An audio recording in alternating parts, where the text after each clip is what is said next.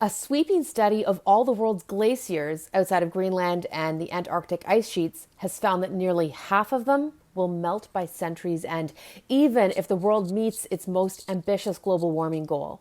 The study was the cover of the journal Science, and researchers found that even with just 1.5 degrees Celsius of warming above pre-industrial levels, some 100,000 of the world's more than 215,000 mountain glaciers and ice caps will melt, raising global sea levels about 10 centimeters.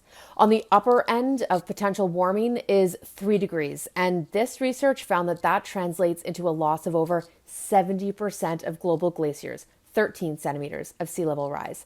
So while many losses are already baked in, so to speak, it's absolutely still worth trying to avoid whatever warming we can.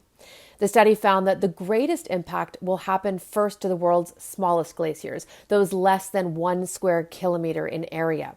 So what about the glaciers here in Western Canada? Brian Menounos is a professor at the University of Northern British Columbia and one of the authors of the study.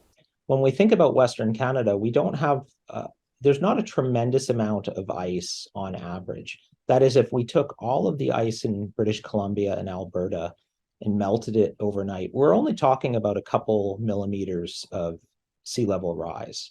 It's really more of a water availability and timing story.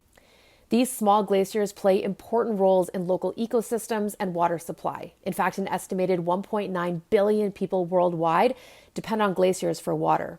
To be able to get this level of detail on the projected life cycle of individual glaciers, this study went beyond just looking at climate models of precip and temperatures to get a low-resolution picture. Instead, they used physically based models that included debris cover and ocean impacts. The good news is that our decisions and actions today will have an impact on ice loss and sea level rise in the future. And now you're science smart. If you have a science question on your mind, send me an email and I'll try to get it answered.